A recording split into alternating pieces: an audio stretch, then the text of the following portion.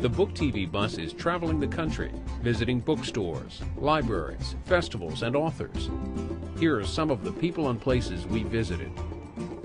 We're here with Andrew Chaikin, author of the new book, A Passion for Mars. Tell me, Andrew, why did you spend 4 years of your life writing a book about Mars? Well, I have to say I felt compelled.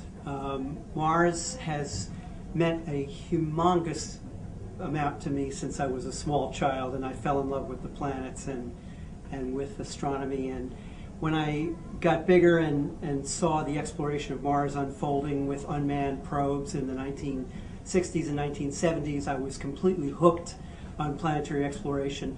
I grew up and studied planetary science before I became a journalist, and then I covered Mars missions as a journalist throughout the 80s and 90s. And I even, back when I was in college, took part in the first Mars landing, Viking 1, as a student intern. And this book is much more personal than anything I've done. It's much more personal than A Man on the Moon was, in the sense that I'm now writing partly about myself and my own journey and the people that I've encountered along the way who have been the real movers and shakers in Mars exploration and have been passionate.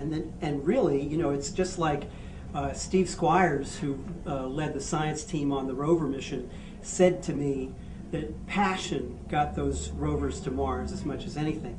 And I have found that that is really the driving force as much as anything, as much as rockets. It is passion and curiosity that Do you discuss the role that he plays in the book at all? Absolutely. I start out at the beginning of the space age, when scientists were just beginning to think about exploring Mars with unmanned probes. And I go all the way through the early missions and then and conclude with the rovers and their 4 years and counting odyssey on Mars and their amazing discoveries. They've both found evidence that Mars was once a very wet and probably habitable for life place. And I continue with a speculation about when we might see humans go to Mars, which of course has been the great grand dream of space advocates for decades. And one clue as to where I come out on that question is the title of the chapter. I call it Tomorrowland. Okay. So it's still a dream that we haven't reached. What have been the challenges that the U.S. has faced in exploring Mars? Mars is a very tough place to explore. For one thing, it's very far away. It never comes closer than 35 million miles. And so it's a tremendous effort just to get a spacecraft there. Getting down onto the surface is a tremendous challenge. Most of the spacecraft that the U.S. and the Soviets and then even the British have tried to land on Mars have failed. Only a small fraction have succeeded.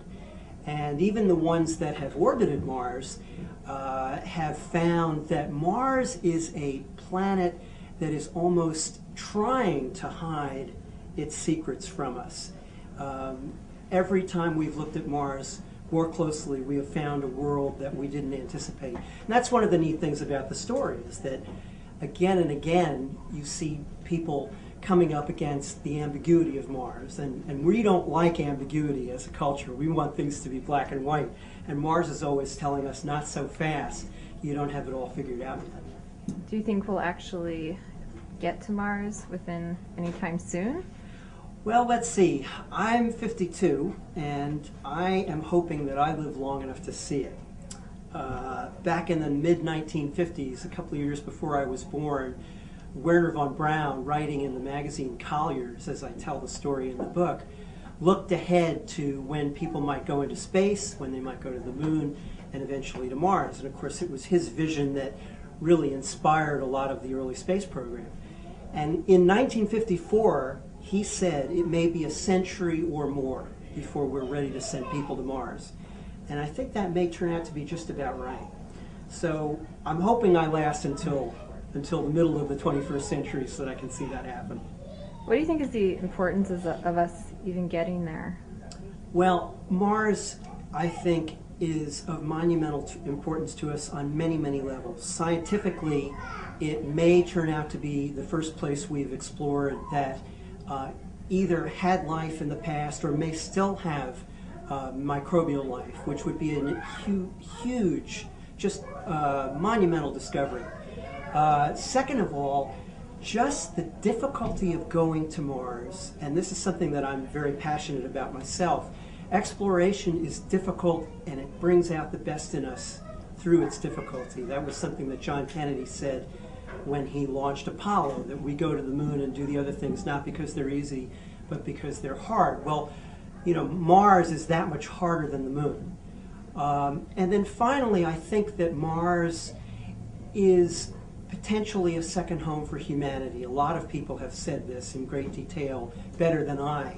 But I think that Mars is out there as a lure for human ingenuity and human drive to explore. It's one of the most basic things that we do as human beings. And I think that when the day comes, when we can look up in the night sky and see that bright reddish dot and say, people are living and working there, that is going to be an amazing moment in human history. Good. That was Andrew Chaikin, author of the new book, A Passion for Mars. Thank you so much. Thank you. For more information about the Book TV Bus, visit our website at booktv.org/booktvbus.